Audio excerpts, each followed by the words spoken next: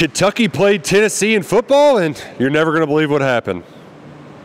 It happened again. The Cats lost to the Vols in heartbreaking fashion. Third straight time they've lost a one-score game at Kroger Field.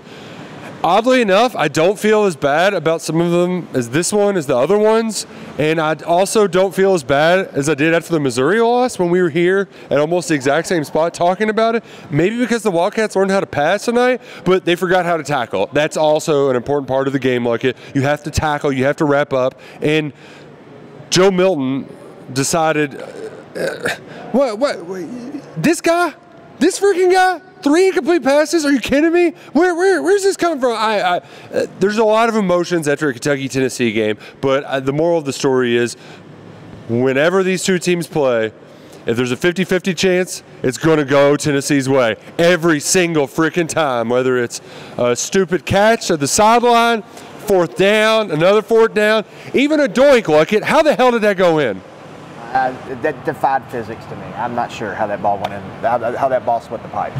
I don't know how to, Drew. You brought all the good mojo, and it still was not enough to mojo Kentucky to having anything go their way. Heupel was complaining about no holding calls. The dude got tackled. Milton threw it to the sideline. The dude was 2 feet out of bounds. He didn't have his hands on the ball, and they still gave it to him. It sucks. It sucks because it's Tennessee. It sucks because Kentucky kind of had a second half comeback brewing. I think we all felt that momentum in the building. I mean, it was tense most of the game, and on that last drive where they set up Rainer for a 52-yarder that just wouldn't go, I genuinely thought it was happening. Yep. Like I had convinced myself they were going to drive down and take the lead and not let Tennessee get it back. And they come up just short, and that's what makes it even worse. It was right there for the taking, and they just couldn't get it done on that last drive. And here we are with yet another loss. We're pretty used to these. The defense is a problem, and we can get to that later. But Devin Leary is locked the blank in. You have the ball down. They're down 2. We got a chance to take the lead. Yes. Correct. You get at the Tennessee 34, you have a 1st and 10. You go Wildcat on a night where your rushing offense had 83 non-sack rushing yards on 3.6 yards per rush. You go Wildcat on 1st down. You go screen on 2nd down. And then you have a 3rd and 11, and you end up throwing a ball out of bounds on a go ball to Berrien Brown. But I don't understand when your quarterback is in the zone like that. How do you take the ball out of his hands right there? I think that's a moment that they're going to one back.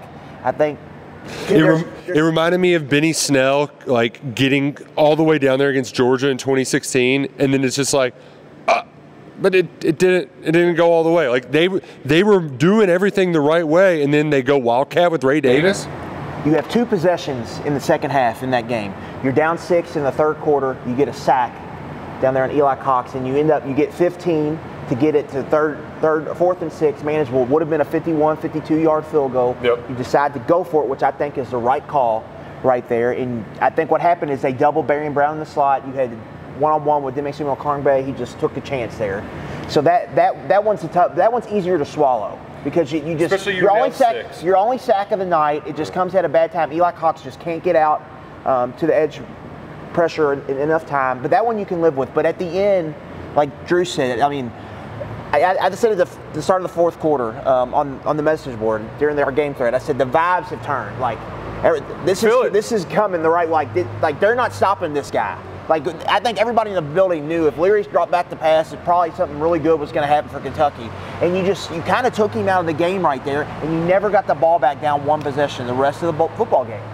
Like I think that they're going to look back. I hate when we throw out, offense coordinator got cute, because I think that's kind of just like a cop out sometimes. Lazy. But like I think it's like you just took the ball out of his hands when you really didn't need to. I think right there, and I think that in hindsight they're going to want that back. I mean that was a huge moment in the game, and that now we can get on the defense because that's a whole other. Forget the situation there. It's just you've waited months to get them going. Like let them have their confidence. Let them pass as much as they want. You've been waiting 7 games to see this, and you took it right away from them when they were eating. I mean, not that drive, but earlier in the half, I believe they finished with a touchdown. But he hit Dane Key for 2 passes, Tavion for 1, Berrien for 2. Yeah. They were doing whatever they wanted, and then they just went away from it. It was one of those things where, after the first 2 drives, right? Like I had the thought in my head where it's like, oh God, this is another Kentucky-Tennessee game. Like we're doing this thing again. It's going to be ugly. It's going to be gross.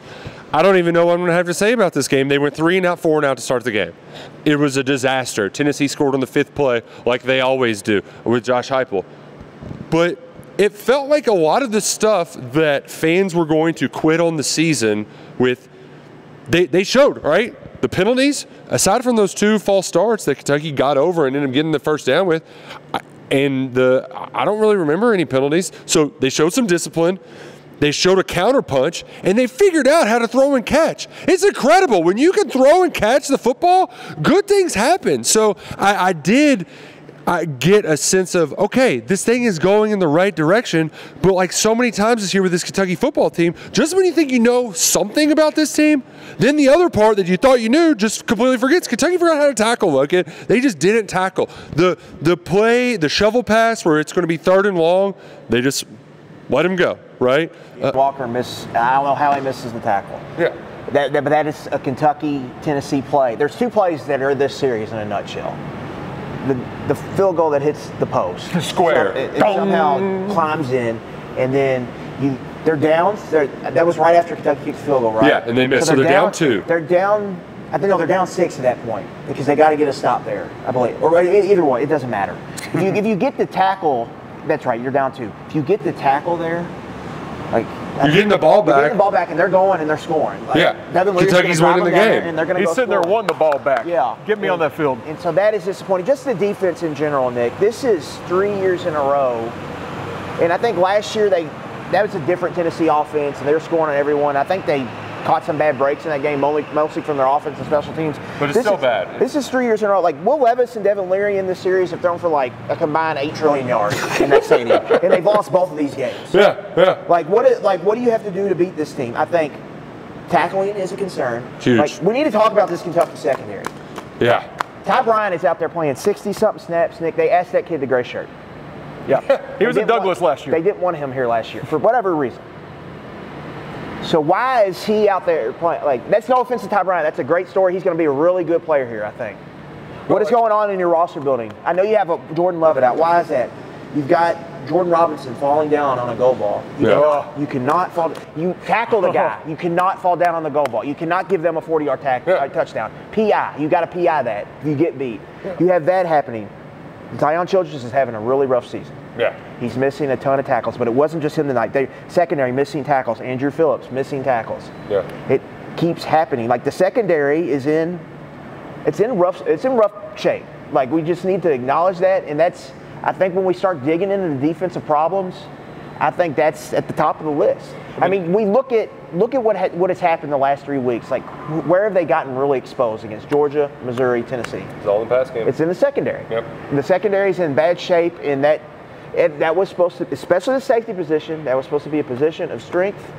It hasn't been, and that they've got to take a whole look at that, like, room, roster building strategy, everything, because that's the biggest weakness on the team right now. Can I defend the secondary on one play? Yeah, please. I was pretty sure that if you're a defensive back, you're guarding your guys inside the white lines at your area, but you can now catch passes outside the field of play, and those count too. Yeah. You can go over to the bench and catch a pass. Yeah, you don't even need to catch it clean either. You can, like, fumble it around, juggle it. He was closer to my car than he was being in the field of play when he finally reeled that ball in over on the Tennessee sideline. And they even let him run a play, and then we're like, oh, hold up, actually, we said we replayed it. And then they went to replay, and they still let him get away with it. Tennessee homer sites. The KSRs over south of the border are like, whoa, we got away with one there. Dude, when you've lost West Rucker, you've lost the war, okay? But that was the thing, I think, early on, Luckett. The secondary did at least create turnovers early on in the year that masked a lot of this stuff, right? You had to scoop and score the first game of the year. Max Harrison's getting all these interceptions.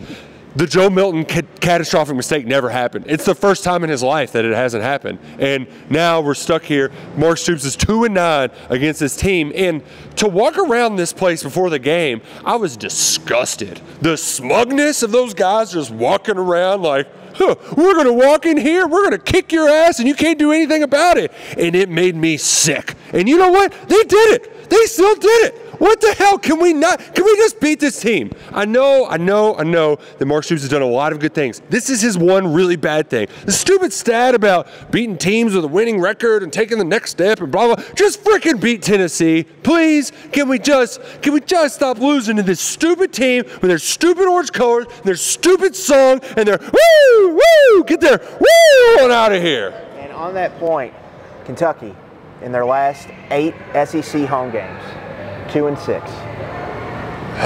They are 2-6. That's a great atmosphere. There's a great atmosphere at the Crow. That 6 includes Vandy, Missouri. I'm about to run down the list. South Carolina. 2021, you lose to Tennessee when you roll up 8 trillion yards of offense. 11 yards per play. 2022, you lose to Shane Beamer, give him his biggest win to date as a 6-point favorite. You go on and you lose to Georgia, no loss in that, but you lose to Vanderbilt. Give Clark Lee a huge win in his rebuild. Now this year, Nick, you drop back-to-back games as a 2.5-point favorite to Missouri. Give Eli Drinkowitz a huge statement win early in his tenure. He's probably going to go have a top 15 season. And you lose again to Josh Heupel in a one-possession game, and you have a chance to send Tennessee spiraling. Now they're not going to spiral. They're probably going to go 8-4. They're probably going to end top 25. They're probably going to go to Tampa, and they're going to survive this year. And Milton's going to be gone, and they're going to go get a quarterback, and they're going to go fix their passing game. You just ruined a great opportunity here. And Nick, we've talked about this all the time on 11 Personnel. Winning home games for Stoops has been an issue. Like winning big home games has been an issue. They've kind of figured that puzzle out. I mean, you had the 2021 ones of Florida and LSU, but since that game, it's gone away. 2-6. In home games. You've beaten Florida and Mississippi State. That's not good enough. Like you have to be better than that. If you want to be the program that you say you are and that fans believe you are and that the outsiders believe you are, you don't go 2-6 in SEC home games. And Tennessee is the problem everyone is focused on, but this is not just a Tennessee problem. They're losing big home games to other teams. And that is an issue. You cannot lose consecutive home games to Missouri and Tennessee with a spread is hovering at one possession. I mean, less than a touchdown, right around field goal, both lines. One your favorite, one your dog. That Florida game feels like a dream. Did that even happen anymore? That feels so long ago. I also feel like Luckett, I thought he had like a ruler in his hand. He was about ready to start smacking knuckles with that pen over there. I've got a lot. Like Brad White has done a great job here. They've given up, I can't even count as high as they've given up, 51, 38, 33. Can't win football games like that. Kentucky, how they're built stylistically, their DNA, they are not going to win games that way. We thought this was going to be a race to 24. Yeah. Kentucky got 27. And that's why I think we've seen them lose to Tennessee. It's because they're getting the shootouts, and they are not built to play that way. They're not built to play in a track meet. So if you're going to have like the style you want to play, you can't go out and just get shredded like this. And this is 3 games in a row where they've just got totally shredded. And they just got a lot to figure out. The good news is they actually might be now if this pass offense continues. Now that's a big if. It's only been 1 game, but Mississippi State, one of the worst pass off defenses in the country. South Carolina, I think they're 130 in pass defense. Yeah. Some bad teams that you should be able to beat, but you got to go on the road to do it. And now it's like 7-5 is kind of what you're looking at. And 2 road games to get to 7-4. Exactly. And then 3 road games, they have to win. Like being honest, they're going to have to win 3 road games to get 8-4. But yeah, that's how it works. There's only 4 games left. That's going to be very hard. That's going to be a hard road to get there. So that's worse. It ain't going to be easy. You got to beat those stupid cowbell ringers. But you know what? We said this 2 weeks ago. You got to beat those stupid Vols. They didn't do it. And once again, we're back in this stupid time warp. It's just going over and over and over again. Deja vu. Get me out of the Twilight Zone, please.